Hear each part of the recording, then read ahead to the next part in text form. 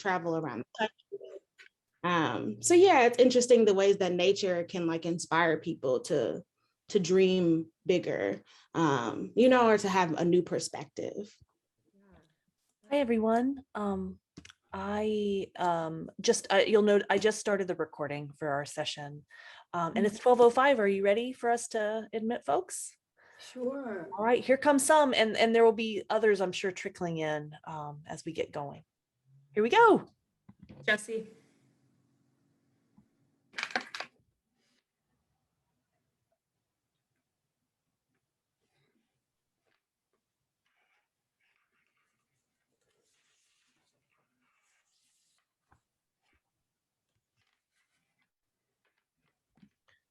Welcome. Welcome, everybody. Hey, Jocelyn. Hey, Haley. Hey, Alden. Hey, Jaren. Nice to see your face.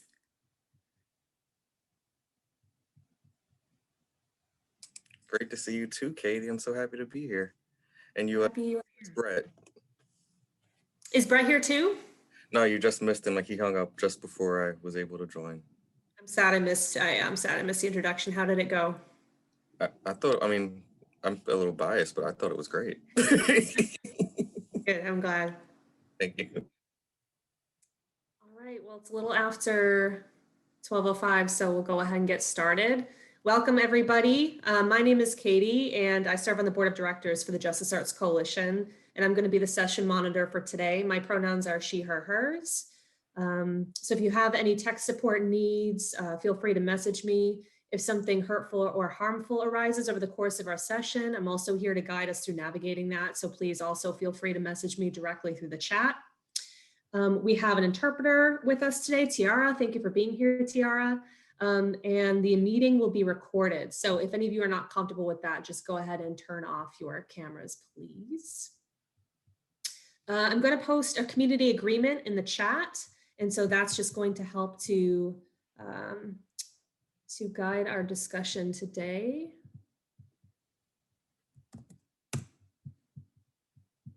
You can link to that in the chat. And I'd also like to note at some point, if you need to step away into a supportive environment to breathe, ground yourself, or talk through how you're feeling, we have a wellness facilitator named Kate who will be available in this Zoom room. And I will drop this in the chat also.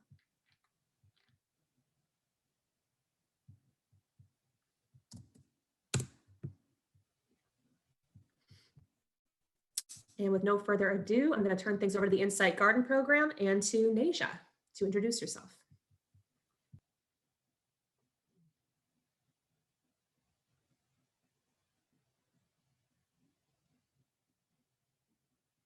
Can you all see my screen?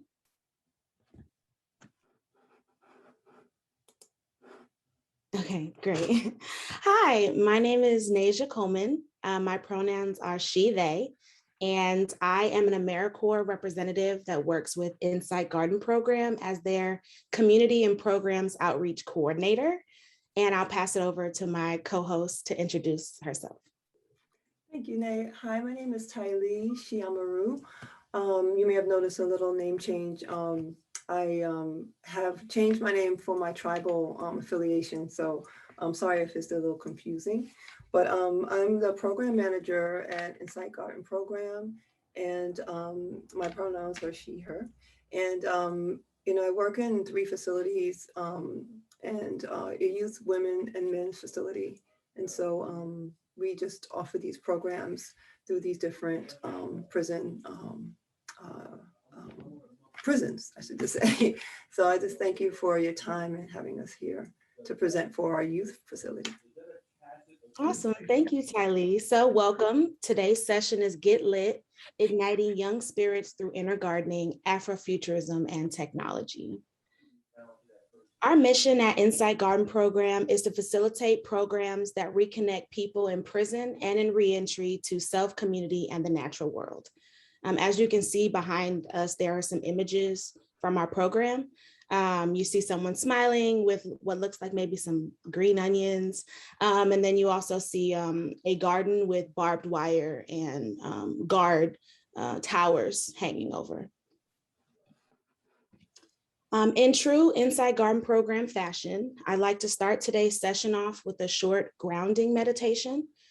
So feel free if you'd like to turn off your cameras for a moment during this meditation or not, that's totally fine as well. We're going to practice a type of mindfulness meditation where we use nature images to keep bringing our attention away from stormy thoughts and concerns. So take a few moments to get into a comfortable position. Close your eyes and take 3 deep breaths.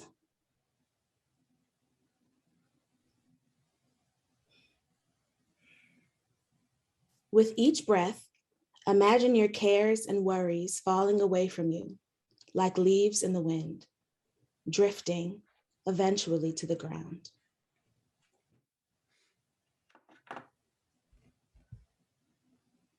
If you find your mind wandering, imagine the sun flowing through trees and touching your brow, lighting it up, dissolving what is in your mind.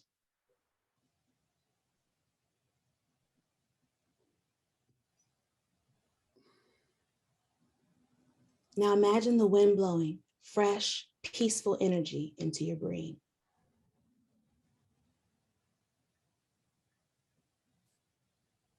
Breathe in the peace of the wind.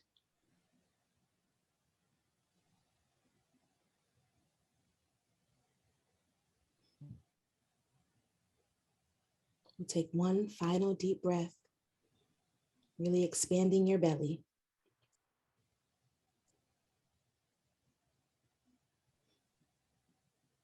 And when you're ready, feel free to return to our community group space.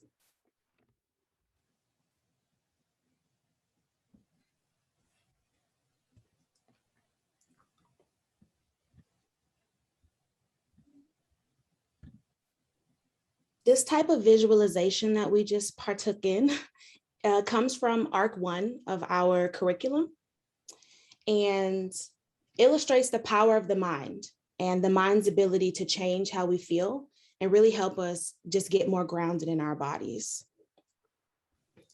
Because it's a pandemic and our programs are closed down, I really wanted you all to be able to experience what it's like to actually be in the garden.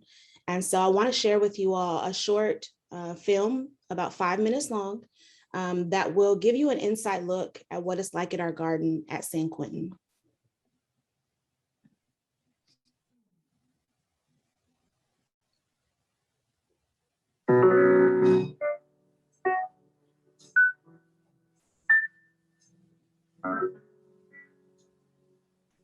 A big thing that Inside Garden has taught me is that your crime doesn't define who you are. You're your own man. And a main thing is to let your past speak for you and not define you.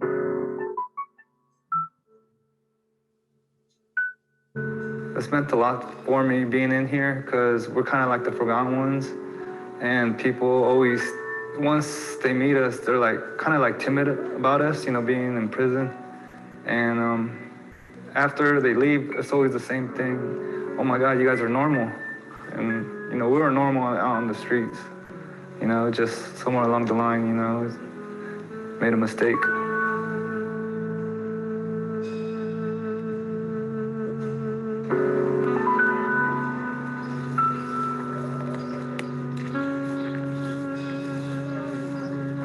When I'm in the garden and I'm actually working out there, weeding, whatever I'm doing, it's in those moments that I feel liberated. I don't even feel like I'm in prison. And it just takes me back home. It just makes me feel good, happy, and I really cherish those moments. When I work in the garden, it makes me feel relaxed and peaceful, you know, because you don't usually see beauty in this place. So when you go to the garden, you see the flowers and sometimes like animals and stuff like that. It's really relaxing. It kind of gives me like motivation to keep going. what brought me to this program was one of my friends told me to come to the program. They invited me to come. I came, honestly, just because he asked me to come. I wasn't really feeling garden at the time. I thought it was like crazy. But when I got here and seen the process and was part of the process, I stayed because it was a completely different environment that I have ever experienced, not only like in prison settings, but also like just in my life. I used to help garden with my parents as a kid growing up. You know, it brought back a lot of memories of my childhood and being around the garden with my brothers and sisters and my parents, and growing all our own vegetables. I grew up poor and I grew up like hungry all the time and starving. So like it is a sense of power that where you know that you can grow your own food now, that you don't have to depend on government assistance. You don't have to depend on all these other things to take place just for you to eat. Coming to the program, it restored me back to who I am, and it grounded me to be true to myself, to better benefit others and the community. It taught me how to be who I was meant to be. So what brought you to the program? What's something that, you know, really from the heart that you're wanting to grow or change in your life? My name's Clint.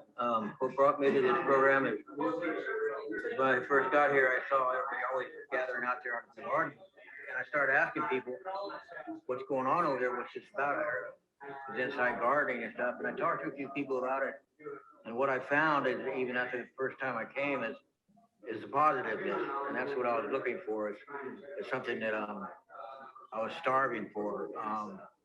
Instead of being around all this negative and all this other junk that you get caught up around in here. What I would like to grow is like my own garden and just continue the traditions that my parents have passed on. I've only been on yards where your chin is held up, you're ready to go at any minute. When you come here to this gardening class and you sit in a circle amongst men and you listen to a woman talk and shed tears and you look around and you see all the men around you crying and you get well done and I start to cry and I realize that this is a place where I can actually start to pull up those beats, right? I can actually let go of some of that false demeanor that's there that I've held on to that really just isn't me. I think one of the biggest things that I've gained that'll help me achieve or maintain is that sense of connection. I was really at a loss for that connection. Being here and being able to maintain that connection has actually increased my desire to be a part of some sort of gardening process on the outside. And we'll stop the video there. Give me just a moment to share my screen again.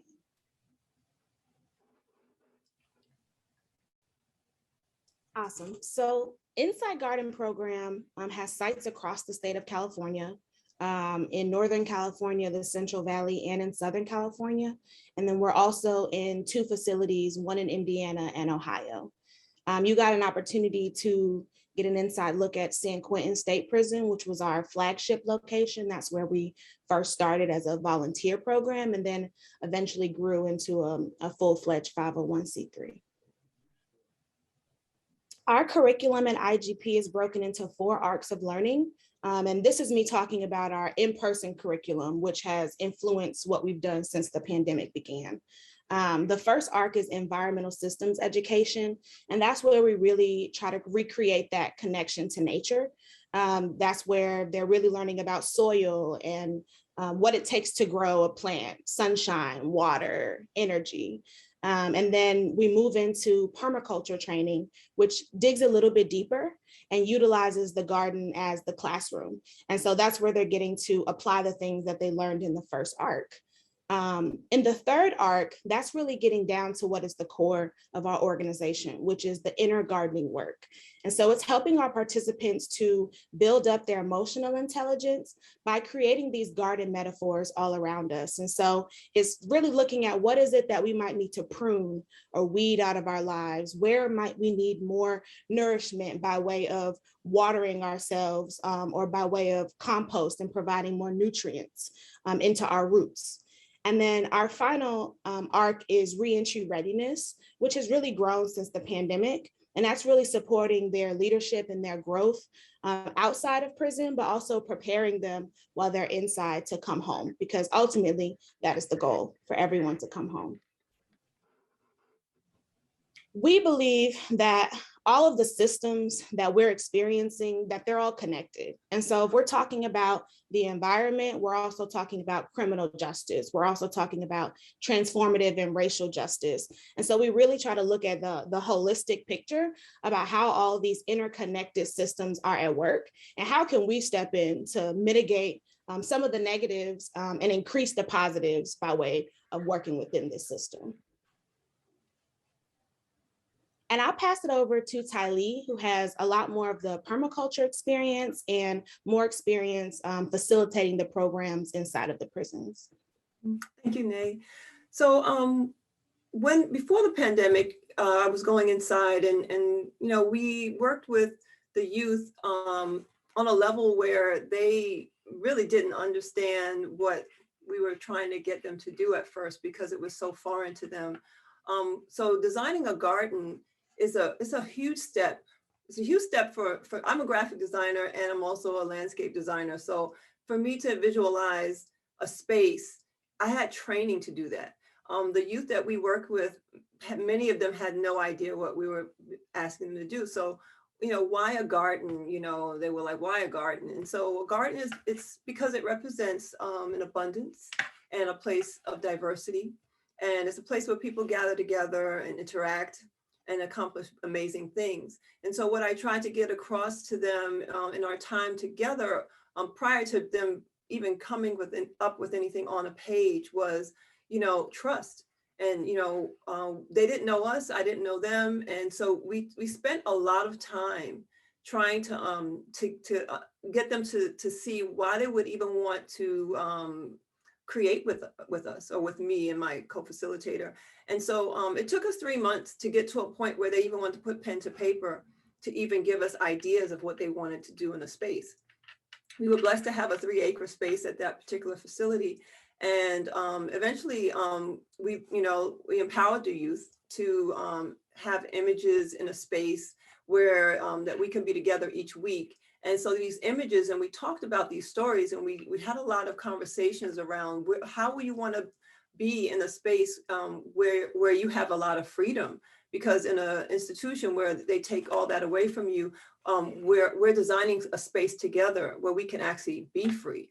And so what does that look like? And that was such a foreign thing, because they're like, you want us to design a space that we could be free in, and we're in an institution. It was kind of an oxymoron to them. And but once they understood the concept of, like, they're giving us this space for us to create something together. How can we come into this space and create this type of freedom within ourselves and then outward? And so it became a place of beauty for them to relax and to tend and to learn skills, to harvest, to grow, and also to discover things about themselves as it relates to nature. And this 3-acre space, it took a lot of physical work to get it to what you're seeing now in these pictures. Like I said, it was 3 acres. So prior to all of this beauty right here, it was tall weeds up to like our knees. And just having them to even want to go out there to get all that, those weeds down to the level ground was amazing, the work that they put into this. This is an install day, installation. And what we did was we had a ceremony to do this install. We had maybe about 30 volunteers come out and help with them to install these raised beds, to install these, this is a herb spiral garden on to the left. And the picture down to the right is a really important picture for this particular space, because in our class, prior to the install, we talked about the symbol of a rose. And we talked about the poem that's from Tupac Shakur's, The Rose That Grew from Concrete. And so we wanted to plant something in the space that meant something very important to them. And hip hop and rap music was a vehicle that, we communicated with them and they understood. And it's a way that we connected a lot of our conversations in the classroom to a lot of music. And so the shrub here was the white rose that was planted by the shovel that Margot's holding was from Lead to Life. And they recycle guns and create tools. And so this gesture was a way of transforming a weapon that would be used to take life away into something that would sustain life, which is planting this rose shrub. And so this became a very pivotal part of our installation with these young men that day as a turning point for them to see themselves as life givers as opposed to the opposite. Thanks, Tylee. You're welcome. So I wanted to talk a little bit about some of the shifts that we had to make due to COVID-19. We shifted out of a completely in-person program into distance learning by way of correspondence for most of our facilities. And so we took our curriculum and we turned that into these various packets that we could send in by mail to participants that were pretty much set up the same way we would have class. So we'll start off with a welcome message, really speaking to what's happening on the outside, really speaking to the support that we'd like to provide them. And then that turned into a meditation. And then from there was environmental education, movements like somatic body movements and yoga poses that they could do, really working on just keeping their bodies and their minds stimulated and engaged and connected. And then we really ramped up our reentry because people were being released due to overpopulation because of COVID. We knew that some people were going to be going home unprepared. And that is a recipe for disaster. And so we wanted to make sure that we were coming in to fill those gaps, to make sure that people had what they needed, from backpacks to gate pickups to a hot meal, communicating with family and parole, and just really standing in the gap for participants at a time where we were all struggling. And then really ramping up our own coping and self-care as an organization, as well as what we were able to provide to our participants. And so now I'll go into a little bit more about our virtual programming. We were able to have a Zoom class. One of our facilities was already set up with the technology for virtual learning. They had set them up for visits for youth with their family who couldn't come physically. Unfortunately, a lot of prison facilities are not equipped with like Wi-Fi all across the facility. And so correspondence was all we could do in those spaces, but we wanted to give a go at some virtual learning. And so we wanted to bring the outdoors inside for participants. Reentry support was a big thing for us. We wanted to make sure youth were ready to come home, but there was also that environmental education aspect. And so we really wanted to include a practical gardening component. And so we talked to them about urban and indoor gardening. A lot of people of color don't have access to acres of land to grow things. And so we really wanted to show them with some soil, some water and sunlight, wherever you are, you can grow something for your family, your community, and yourself. We wanted to really lean on the arts as a way of connecting to nature. So we pulled from literature and read Parable of the Sower as a group. And discuss the various aspects of the story and how that applied to their day-to-day lives. And then, like Tylee mentioned, we really leaned heavily on hip hop as the connector to really get their buy-in, to care about the things that we were trying to teach them. Our hybrid course was located at OH Close Youth Correctional Facility over Zoom. We met for 10 weeks for 45 minutes each week. And had 5 to 8 youth that were available for the programming each time. Sometimes that would vary if, for example, like they might have a different class or some other appointment that they needed to take. But we usually had at least 5 youth in our program. And it was myself, Tylee, and Arnold, who is a formerly incarcerated staff member that works with us at IGP. Our class activities were also broken into 4 different groups, similar to our curriculum in person, but it looks a little bit different for youth. The first group is Get Lit. where we really work with youth to experience environmental literature. And we read Parable of the Sower together, and you'll get a little bit of a look into what the graphic novel experience is like in a few moments. The Get Dirty portion was led by Tylee, and that was really putting environmental education into action by starting an indoor garden. And so we gave them various seeds, fava beans, radishes, things that they could lettuce, things that they could really learn how to garden indoors with, and then talk them through the process of how to do that. In Get Inspired, we explored various forms of art. So visual artists, creative writing, and we had an indie artist come in and do a hip hop writing workshop with youth to really show them the various ways that they can take their emotions and express them artistically. And then our fourth section is Get Free. And that is reentry support in a tangible way, but also thinking about what does freedom mean to them? What does that look like? And what are they willing to commit to experience that freedom that they want to create? And so we were really supporting them through coming home. We paired them with Arnold to really be like a mentor, so he could talk from his own personal experience about how difficult the reentry process can be. And then providing them customized reentry support using these reentry transition forms, asking them about, if they know their release date, if they've already talked to their family, if they have a place to come home to, things like that. And I'll pass to Tylee to talk a little bit about Jezekiah, who's one of our participants.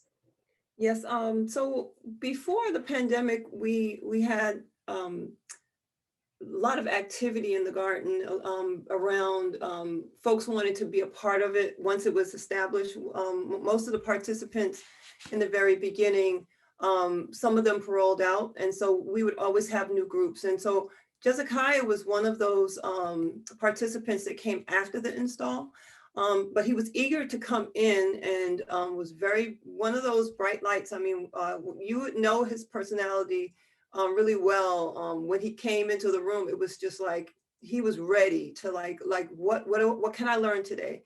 He always had that smile, and he came in the group wanting to really learn about growing things, and I was really impressed by him. Very serious. So this garden that was created before him was kind of like a legacy garden, and I really wanted to emphasize that to the initial group, that you're leaving legacies for other folks to take the reins from where you leave off. And so Jezekiah was one of those participants to do that.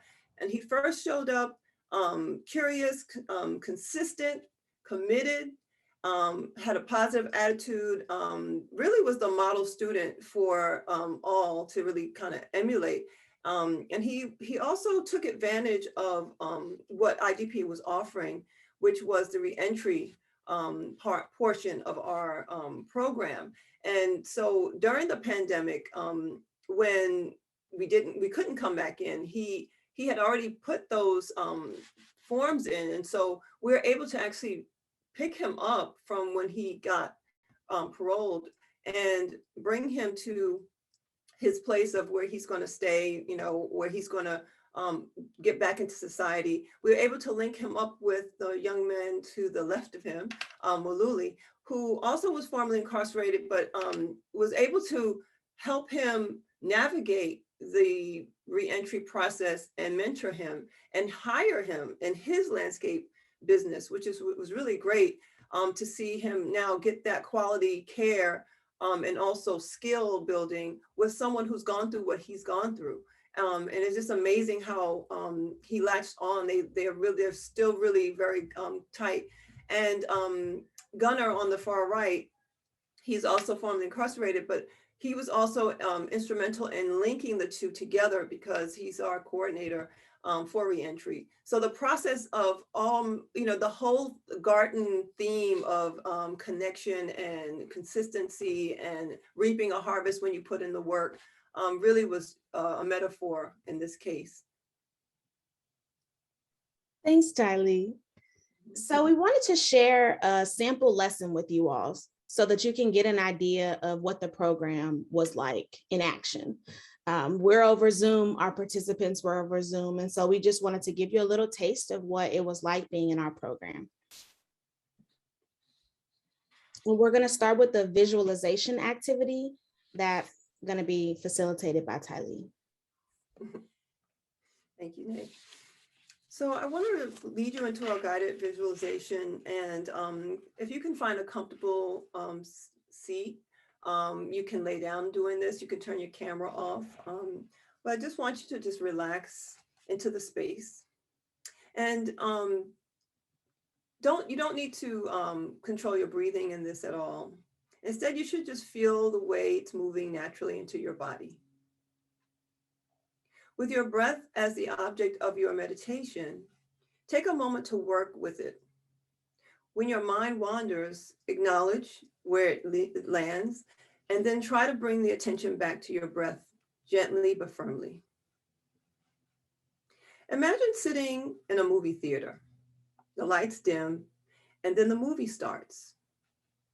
It is a movie of you living your best life in the most perfect world you've ever lived. In this, you're your own utopia. See as much detail as you can create, including your clothing, the expression on your face, small body movements, the environment, and any other people that might be around. Add in any sounds you would be hearing. Maybe it's traffic, music, other people talking, laughing, cheering. And finally, recreate in your body any feelings you think you would be experiencing as you engage in this activity. Get out of your chair, walk up to the screen, open a door in the screen, and enter into the movie. Now experience the whole thing again from the inside of yourself, looking out through your eyes. This is called an embodied image, rather than a distant image. It will deepen the impact of the experience. Again, see everything in vivid detail. Hear the sounds you will hear and feel the feelings you will feel. Finally, walk back out of the screen that is still showing the picture of you living your best life. Return to your seat in the theater, reach out and grab the screen, and then shrink it down to the size of a cracker. Then bring this miniature screen up to your mouth, chew it up, and swallow it. Imagine that each tiny piece, just like a hologram, contains the full picture of your best life. Imagine all these little screens traveling down into your stomach and out through the bloodstream into every cell of your body. Then imagine that every cell of your body is lit up with a movie of your best life. It's like one of those appliance store windows where 50 televisions are all turned on the same channel. Take a few moments to marinate on what you created, and then rejoin the group when you're ready.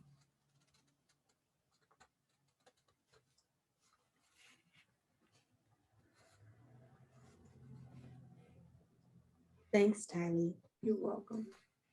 And I can do the follow-up question if we have time.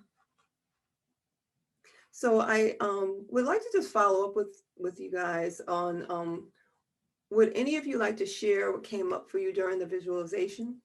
And you could feel free to unmute your chat, unmute or type in the chat.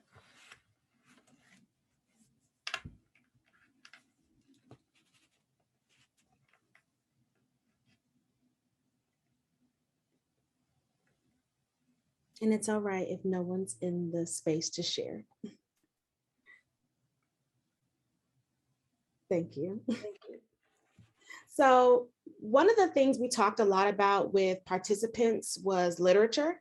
There's a lot of literacy gaps in communities of color, and a lot of our participants were a part of communities of color. And so we really wanted to start small, really start at the very early spaces of reading. And so we talked about fiction first, and then we built on fiction and talked about the different types of fiction and honed in on speculative fiction, since Octavia Butler's book fits within that literary genre.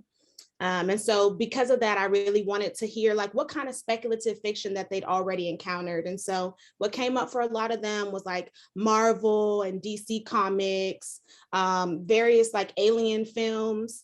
And then I really wanted them to understand the difference between a utopia and a dystopia. And like, what does that mean? And that's where we honed in on Afrofuturism. I'm not sure if you all are familiar with Afrofuturism, but it is a type of a genre of creation that's the intersection between Black culture, technology, liberation, and the imagination. Afrofuturism is a tool that I wanted to use to help youth be able to look back on their past and reimagine their future. And so in order to get their buy-in, as we talked about earlier, I really wanted to pull from hip hop. You know, we had discovered that the youth were really into hip hop. That was something that they could connect to their own life and their own experience. And so I really wanted to delve into Afrofuturism and hip hop with them. So we talked about various old school hip hop folks that kind of set the tone for Afrofuturism, like Earth, Wind, and Fire and Sun Ra. We talked about Outkast, as well as moving into the future with Future and Janelle Monáe's Dirty Computer. And then we would talk about what they see in these images, like what about these images are Afrofuturistic to you? And then we wanted to go into how is that showing up in various artists? And so we talked about these different artists and looked through these works and kind of talked about the different Afrofuturistic elements. For example, with Carrie James Marshall, you know, taking her experience in the projects of LA and juxtaposing that with these various images of Black children in different spaces and flowers and in nature that shows up in interesting ways throughout the project. And then we talked about Basquiat, who was an artist that none of the participants had ever encountered, but who I felt like they could really, really connect to in their own personal lived experiences. Basquiat experienced a lot of hardships throughout his life and was thrust into the limelight and really didn't quite know how to handle it. And so really being able to talk to youth about, you know, what it feels like for people to be like staring at you or wanting all these things from you, and how does that make you feel, and connecting that back to the art. And then that brought us to Parable of the Sower and Octavia Butler's work. Octavia Butler was someone that used writing to create new worlds. And so we wanted to introduce participants to the possibility of being able to do that for themselves. And so I wanted to read a few pages from the Parable of the Sower graphic novel. As you can see them here, I'll be reading the text from my own version and you can follow along. On this first image, you see the cover of the book, a graphic novel by Damian Duffy and John Jennings, Octavia E. Butler's Parable of the Sower. The first page says 2024. Prodigy is at its essence, adaptability and persistent positive obsession. Without persistence, what remains is an enthusiasm of the moment. Without adaptability, what remains may be channeled into destructive fanaticism. Without positive obsession, there is nothing at all. Earthseed, The Books of the Living by Lauren Oya Olamina. All that you touch, you change. All that you change, changes you. The only lasting truth is change. God is change. Earthseed, the books of the living. Saturday, July 20th, 2024. I had my recurring dream last night. I guess I should have expected it. It comes to me when I struggle, when I try to be my father's daughter. Prefiero tener las estrellas. Las estrellas son gratis. Prefiero tener las luces de la ciudad de vuelta.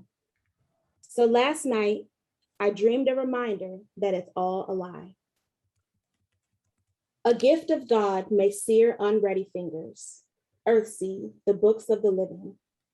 Sunday, July 21st, 2024. At least 3 years ago, my father's God stopped being my God.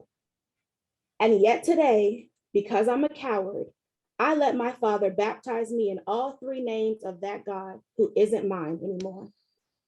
My God has another name. Yesterday was our birthday, my 15th and my father's 55th. This morning, we got up early to go across town to church. Keith, Marcus, and Dad. Dad's a Baptist minister.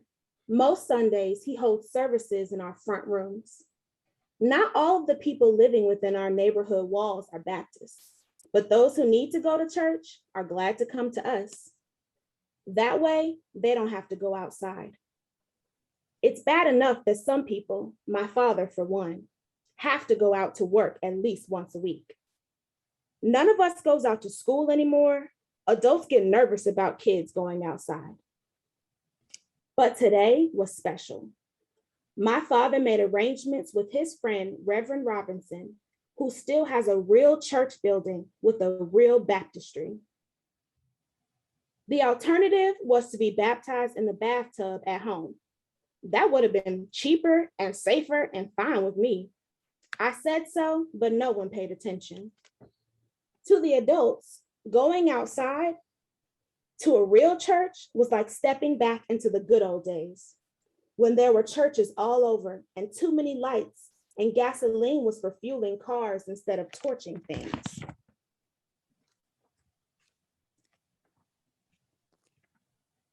Dad insisted on fresh, clean, potable water for the baptism. He couldn't afford it. Of course, who could?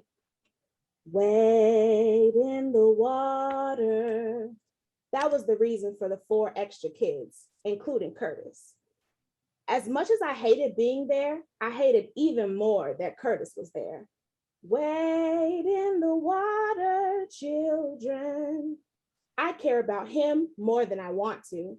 I worry he'll see me fall apart someday. Lauren Oya Olamina, do you accept Jesus Christ as your Lord and Savior? But not today. I do. I baptize you in the name of the Father, the Son, and the Holy Ghost. I wish I could believe this was important. Failing that, I wish I didn't care, but I do. The idea of God is much on my mind these days. A lot of people seem to believe in a big daddy, cop, king God, a super person. Others think God is a spirit, a force, or another word for nature. There's an early season storm blowing through the Gulf of Mexico. More than 700 known dead so far, mostly the street poor. That's nature. Is it God? Is it a sin against God to be poor? My favorite statement on my father's God, and on God's in general, is the book of Job. God playing with people like my younger brother play with their toys. Bang, wipe out a toy's family, give it a new one. Who cares what the toys think? If they're yours, you make the rules. But what if all that is wrong? What if God is something else altogether? So usually we'd read a portion aloud to participants and then we'd have some sort of discussion. And so I'd like to open up the discussion to you all. The story starts off talking about change. And so we'd love to know, what's your relationship to change? Feel free to unmute yourself or write it into the chat.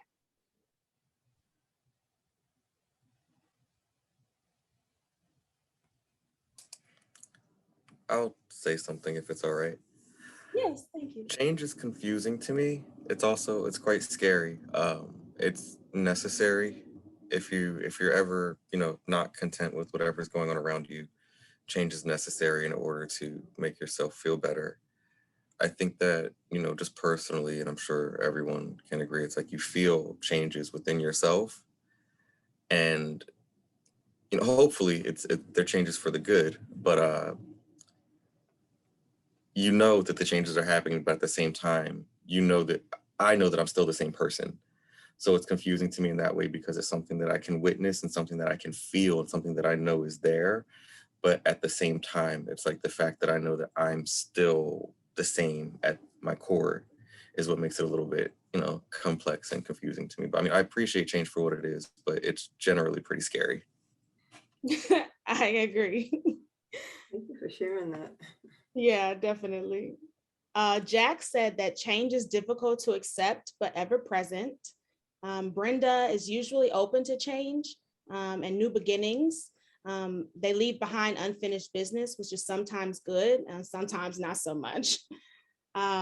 Wendy says that change is something that she finds herself yearning for and resisting at the same time.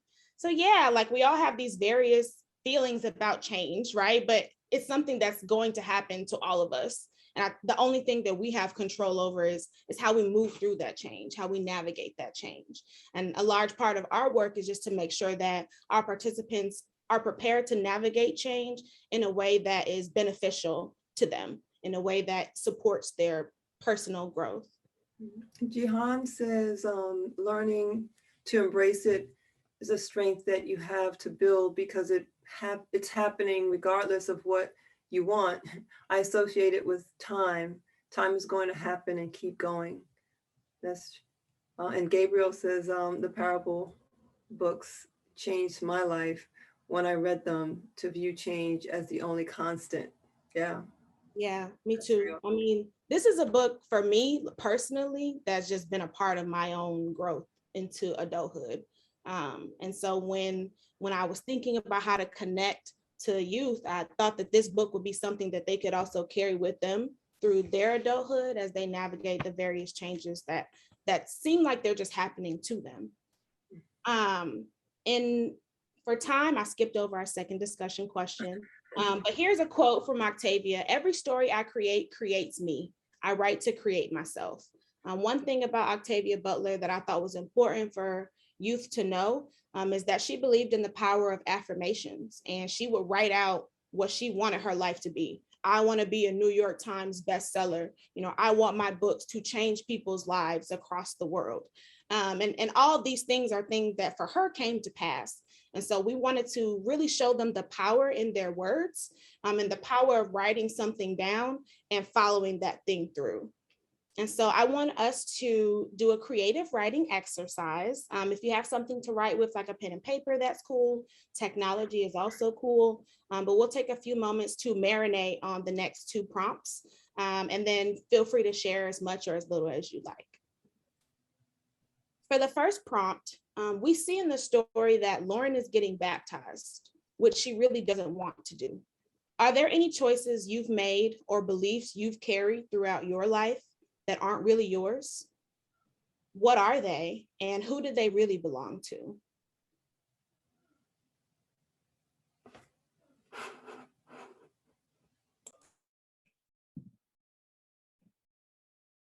So we'll take about 3 minutes to marinate on that, and I'll check back in.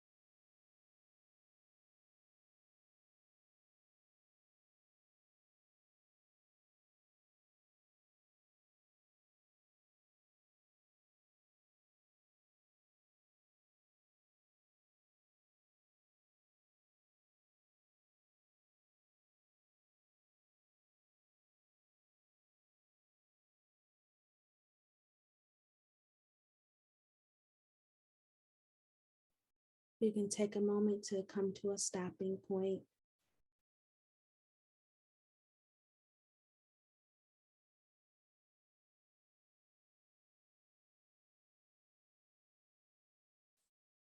Our next question is, if you could create your own Afrofuturistic world, what would it be like? What year is it? Is this world utopian or dystopian? Are we on planet Earth, another planet, or in some other galaxy?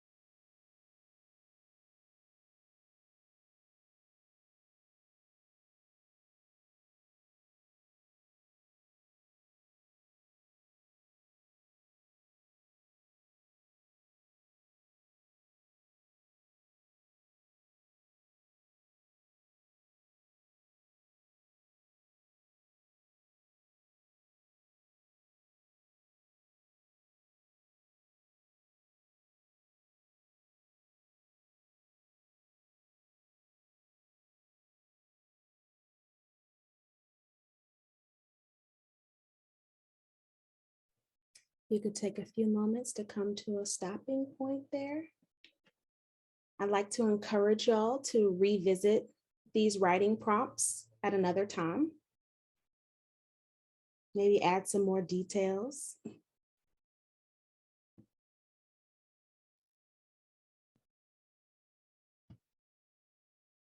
Would anyone like to share what came up for them during this creative writing activity?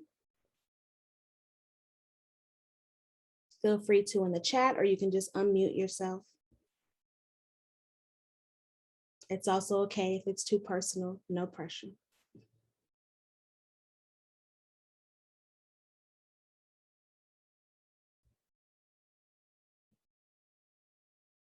Well, thank you for indulging us in these activities, and I really appreciate your participation. I did want to talk a little bit about what our future in youth education looks like. In California, they are closing the DJJ facilities, the Department of Juvenile Justice, by 2022. And that includes OH Close, which is the facility that this program was piloted in. The goal is to realign youth to county facilities and community-based programs, although there's a lot of ambiguity about what exactly that looks like. So we've been working to get onto the various groups that are making the decisions about what happens to youth that are in the criminal justice system. Our hope is to expand this curriculum, make it more robust, and hopefully find funding that will support our continued youth programming. So if anyone has any ideas, feel free to let us know. Here's how you can reach us: info@insightgardenprogram.org. Our website is www.insightgardenprogram.org, and you can also find us on social media. I'd like to open it up at this point for any questions, comments, or concerns that may have come up during the presentation. We have about 5 minutes.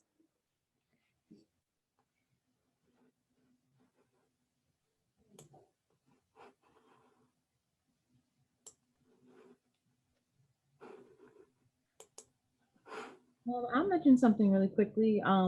What came up for me is you mentioning, the power Afrofuturism can be, or even Afro-nowism, but just thinking about inherited narratives and things like that, where the things that maybe my parents or my parents' parents or my parents' parents or my parents' parents' parents might have, had a certain track, it really may not fit me in today, even though I have a lot to learn from that time period and audience and ancestors and everything like that.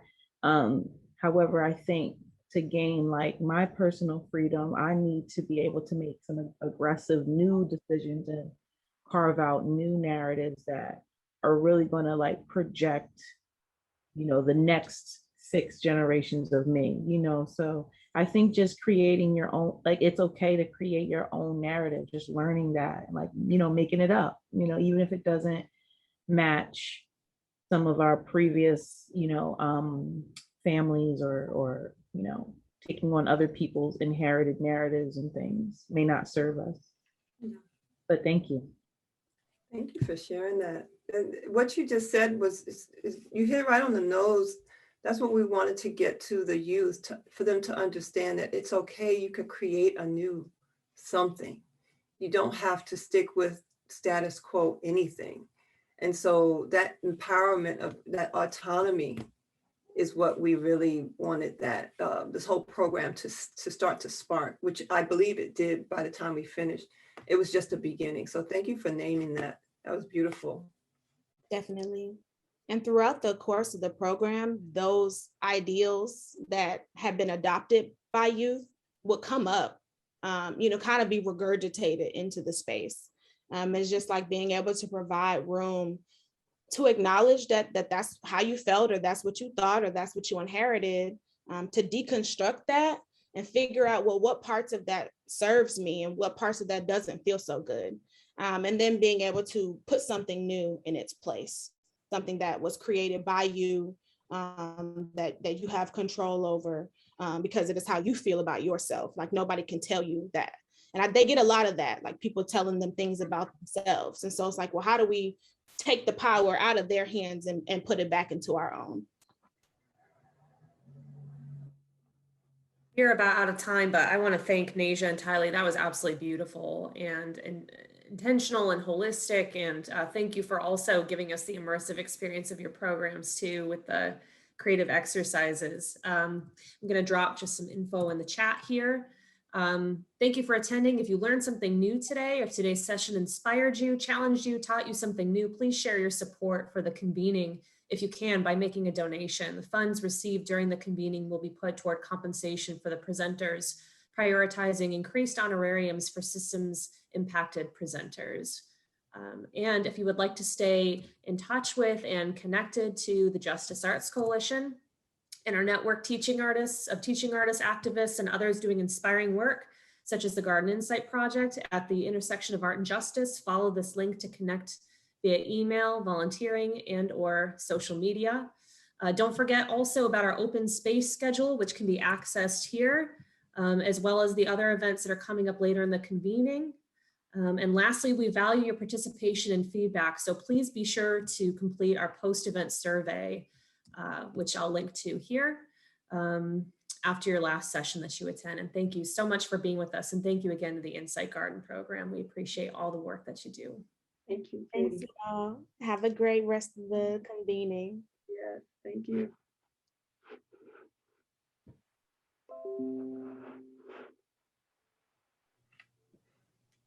Wow. That was stunning. And, I was keeping track of the time, so I missed the last slide. Did y'all say that the youth facilities in Ohio are closing? In California. California. The Department of Juvenile Justice is closing, and they're going to be moving youth to somewhere. There are a lot of question marks about where exactly and what that looks like. So we trying to get as involved as we can in being a part of that decision-making process, hopefully going towards like more community-based programming instead of adult prison facilities. Yeah. Gosh, what you do with, literature, art, metaphor, cultivating community, cultivating visions and imagination. It's so different at the prison where I volunteer. They have a big horticulture program, but they basically just plant stuff in the greenhouse and sell it, once a year for deep discounted rates to correction staff. And what you are doing is obviously so different. And I just really loved learning about what you do and all the intention behind it. So thank you. It was a really beautiful program. Thank you. It was great getting to share that with you all.